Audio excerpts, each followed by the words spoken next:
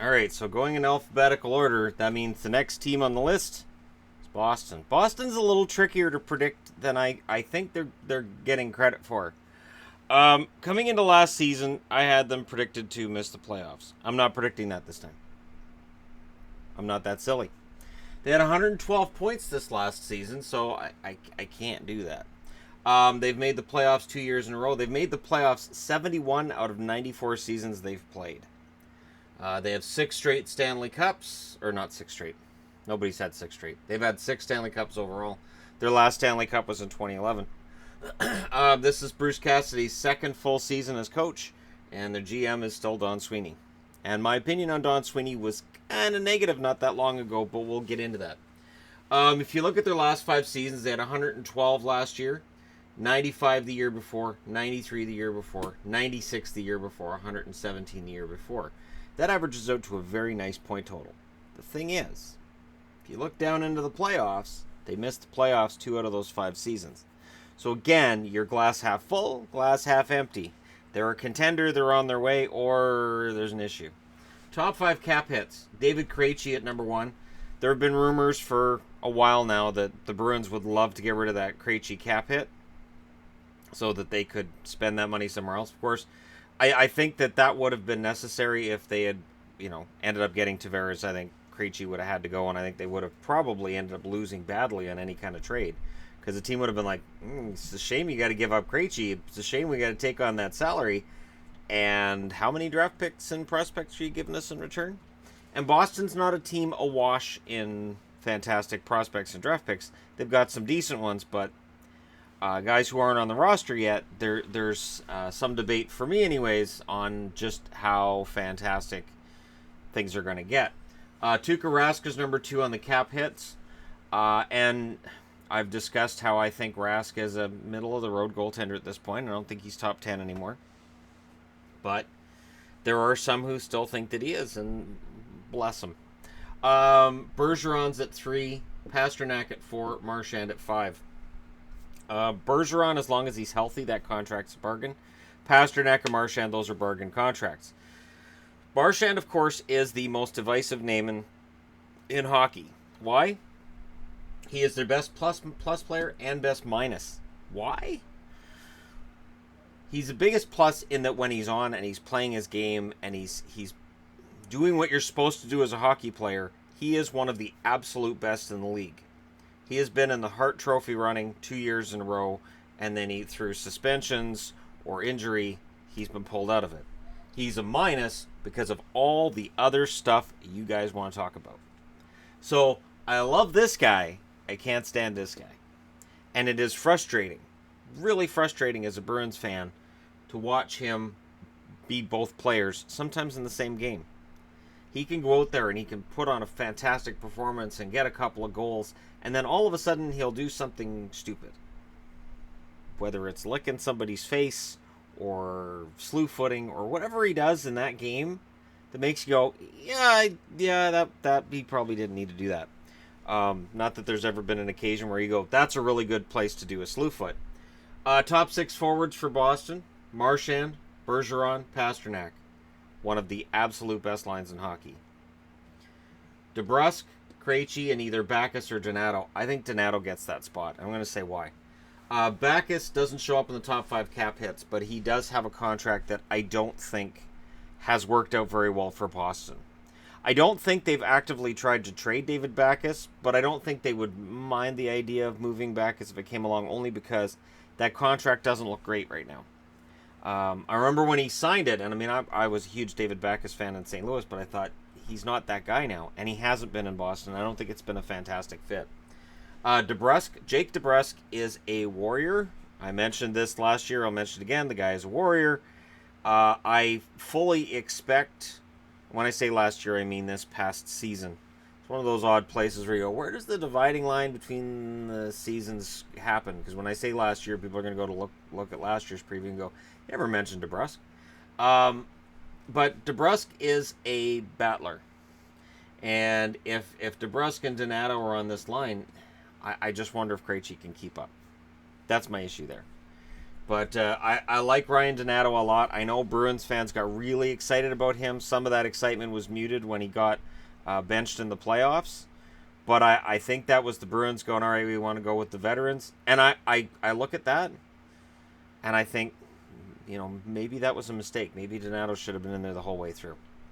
Give him that experience. Anyways, top 4 defensemen, Chara, McAvoy, Krug. And Carlo's listed as top 4 for most people, but they didn't pick up John Moore and pay that money for him. So he played 6-line minutes, or number 6 minutes. I swear I got sleep last night.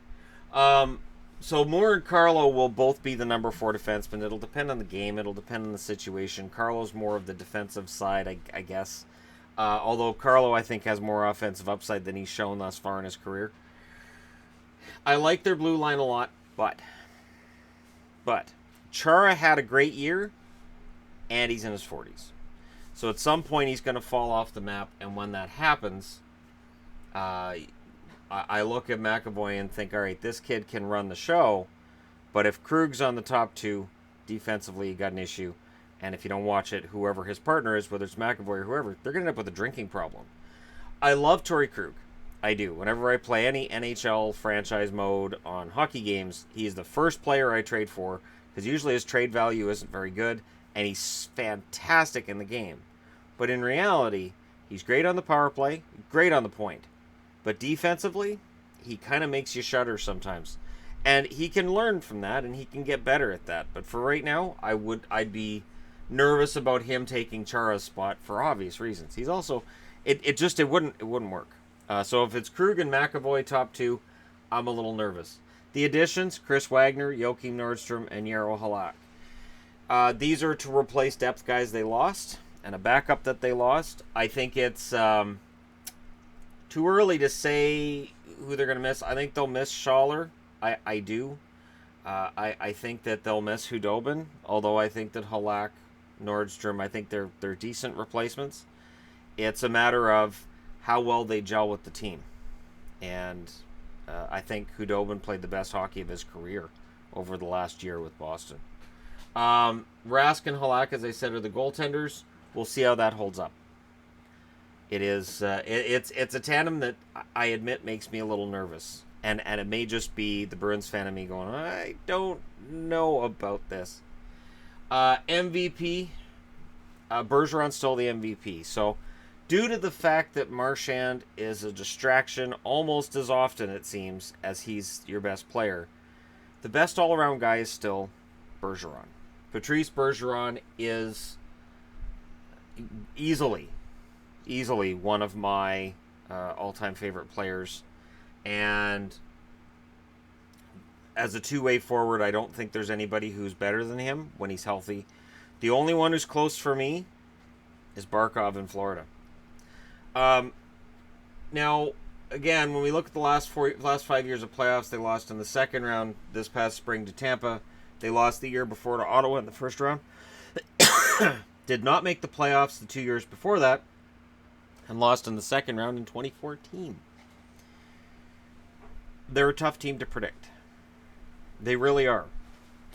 They're potential rookies.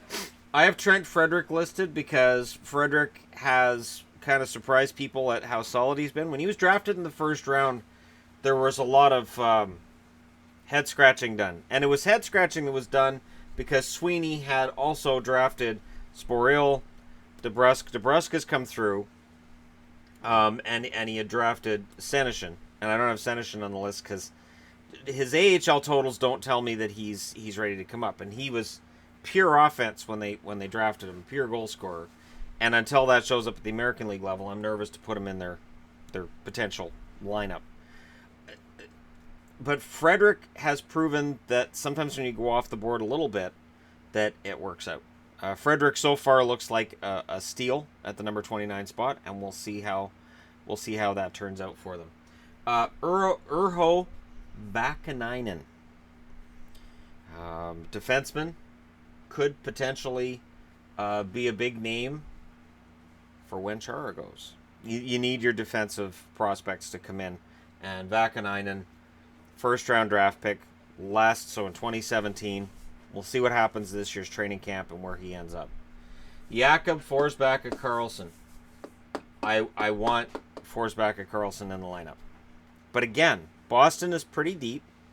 And I think in the case of Forsbacka Karlsson and Frederick, they're probably best suited playing top 6 minutes. So maybe you keep them in the American League until a top 6 guy gets hurt. The nice thing is both Frederick and Forsbacka Karlsson are centers. And where the Bruins are most vulnerable is down the middle. Krejci, at this stage, how worn down is he? If he gets hurt, Bergeron got injured a couple of times last season, and it's nerve-wracking the idea of throwing a rookie into one of those top 2 spots, but it may end up being the best option. It's a tough call, and I admittedly, it's a tough call. Now, the way that the channel voted, 2.8% said Boston finishes first, 9.3% said second. This is as close to unanimous as you're going to get. 65.1% say that Boston finishes third.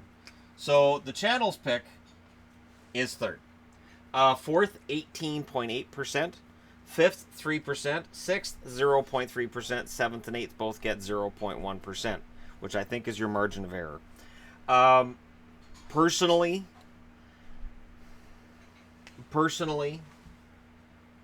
I am taking them to finish fourth. Yeah. I think that I still am picking them to make the playoffs. I think 4 teams in the Atlantic, 4 teams in the Metro make it. So I am picking them to make the playoffs. But I think the Atlantic is a lot tougher than people give it credit for. I think both the Atlantic and the Pacific are toughening up this year. And in the Atlantic's case, it's not going to be seen as being better than the Central yet, but the potential is there for it to get there. So I'm not betting against them getting to 100 points because everybody gets to 100 points if you make the playoffs now.